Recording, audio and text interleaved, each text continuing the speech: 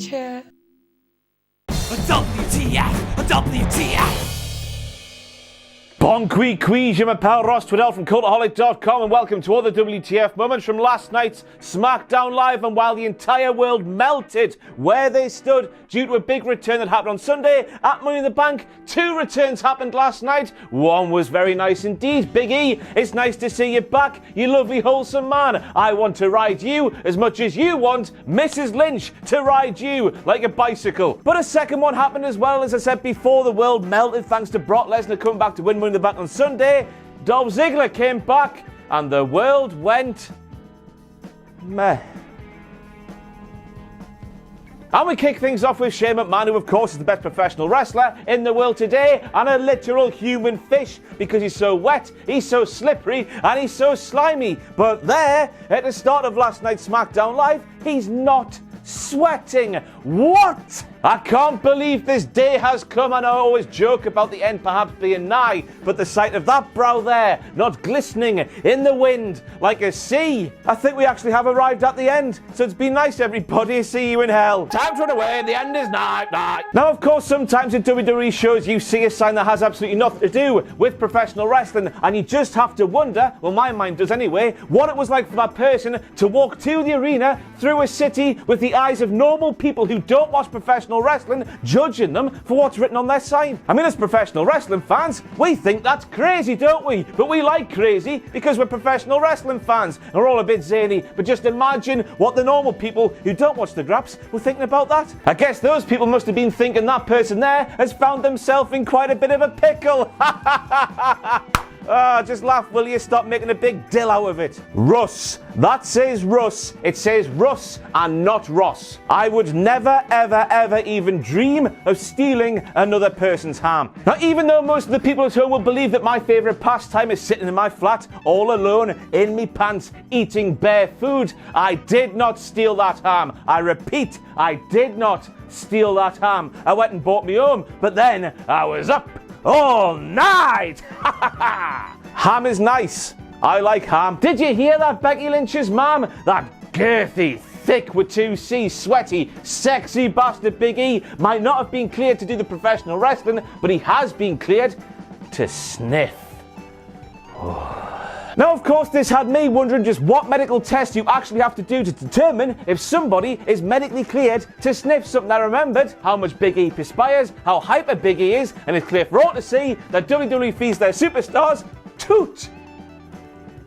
They actually don't do that, no. No, I don't think I've ever seen this before in my life ever, but of course at the start of last night's SmackDown Live, the New Day were horrible to Kevin Owens. So Kevin Owens was like, fine, well, I'm going to go home and I'm going to have a cry because me mom's my rock. But KO's departure left Sami Zayn with 2 microphones in his hands. As I said, I've never seen this before in my life, I don't think. He used both microphones to talk into at the same time, and I've never seen that before, and I'm not sure what to say, apart from Sami 2 mics. That's the content we're all here for, isn't it?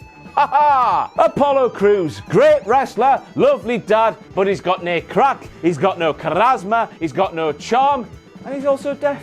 Just look at where his stuntman William Carmella was on last night's SmackDown Live. She was looking for the brand new WWE 24/7 champion, R-Truth, and she goes to Apollo Crews. Have you seen my pal Truth? And Apollo Crews stood there and says, no, but if you have seen him, let me know. Emotions don't compute. So Carmella continues to walk down the corridor and she gets that Goldust looking fellow there. She realizes it's R-Truth and she shouts, Truth! And nobody hears her, not even Apollo Crews, who was stood there. Somebody please tell me what the hell is the point in Apollo Crews, because I just can't see it. What's he there for? I mean, that's a bit harsh, isn't it? My apologies.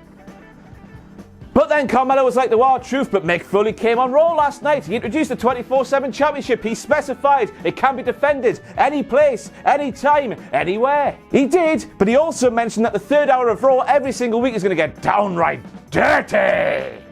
That was Vince McMahon. Because the new championship will be on the line. So what's the crack then, Mick? Is it the first thing you said or the second thing you said? Because I just don't see how we can have a championship called the 24/7 championship intended to be defended 24 hours a day, 7 days a week. When it comes to Monday Night Raw, you can only see it in the third hour. What about the previous two, eh? So now we have the moment where Byron Saxton was like, is that Michael Hayes over there? Two WTF moments here. First of all, Byron Saxton actually saying something funny. Good God Almighty, spanked my ass and called me Betty. I never thought I'd see this day. But second of all, wow. Now for this point here, you're going to have to watch this bit back yourselves because that picture there, it just doesn't do it justice. And we don't own WWE footage, so we can't use it. But R-Truth and Carmella were caught when they went through that hole in the wall. Rest in peace, Dale Whitten. But it was clear for all to see. Those that put that segment together on last night's SmackDown Live did not anticipate those curtains to flap about so much, revealing what was on either side of that hole in the wall. Rest in peace, Dale. I mean, I'm just wondering what the hell happened and why WWE decided not to show us what actually happened.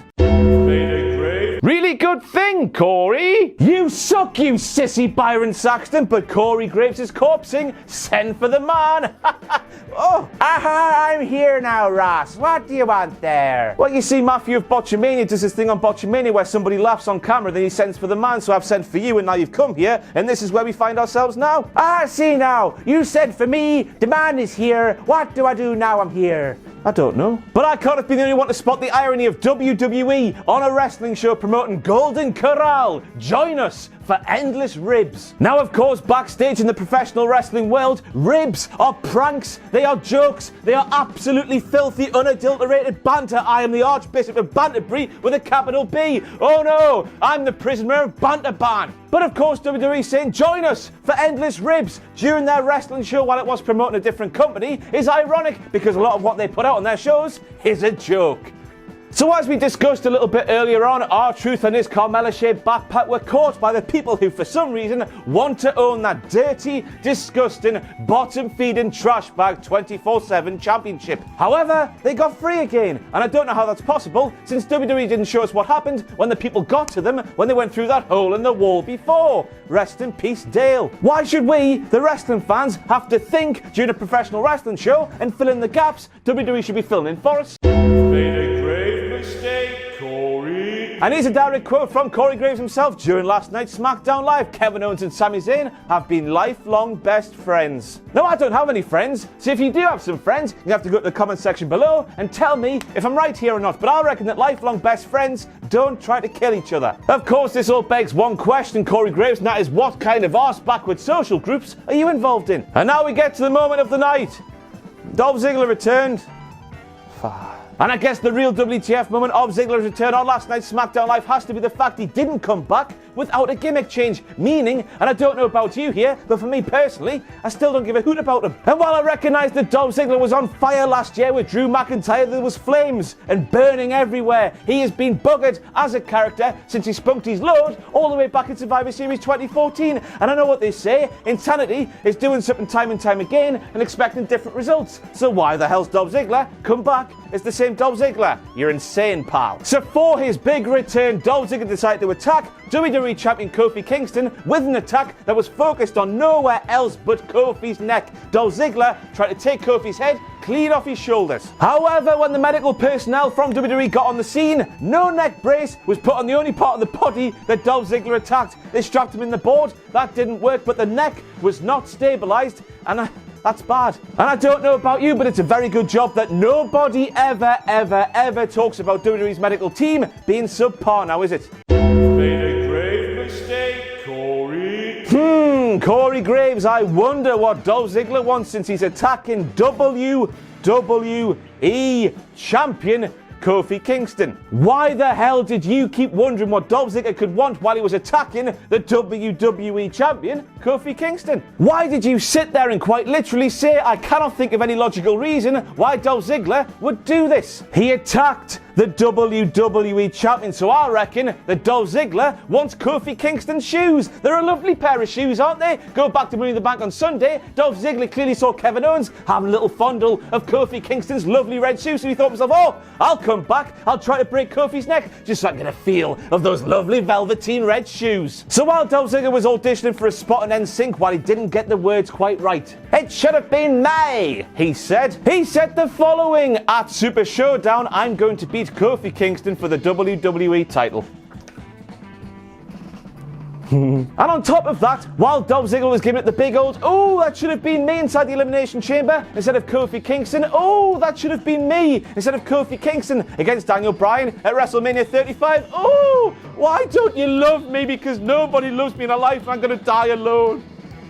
Oh, that's me. Dolph appeared to forget that he was a Raw superstar before he took that time away at the start of the year, meaning he couldn't be on the SmackDown half of the Elimination Chamber, meaning that he couldn't challenge for the SmackDown Live Championship at WrestleMania 35. And on top of that, of course, in that interview there with the delectable Chris Van Vliet, whoa, what a sexy bastard. Dolph said, I believe, that his hiatus from WWE from the start of the year was his own choice to go and do the comedy and whatnot. But of course, since that happened on the internet, but not WWE's part of the internet, nobody saw it. So it didn't happen. It doesn't exist, does it, WWE?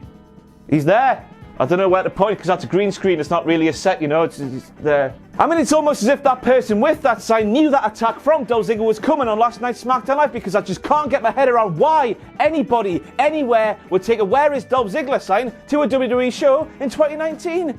Who cares? Apart from that man there. And that's it for all the WTF moments from what I thought was a very solid episode of SmackDown Live. If I had to judge it against this week's Raw, I reckon this week's Raw just about shaded it, but it was still quite a solid week from a WWE standpoint. So good on them. Forza.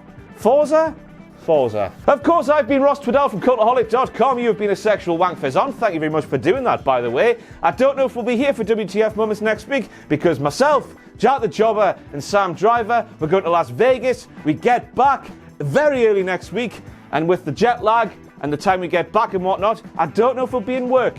So, thanks for watching. Let us know what you think in the comments below. You can follow us on Twitter at Cultaholic. You can find us on Facebook at facebook.com/Cultaholic. And if you enjoy what we do here at Cultaholic, you can play us to our Patreon page, patreon.com/Cultaholic. Hit subscribe and join us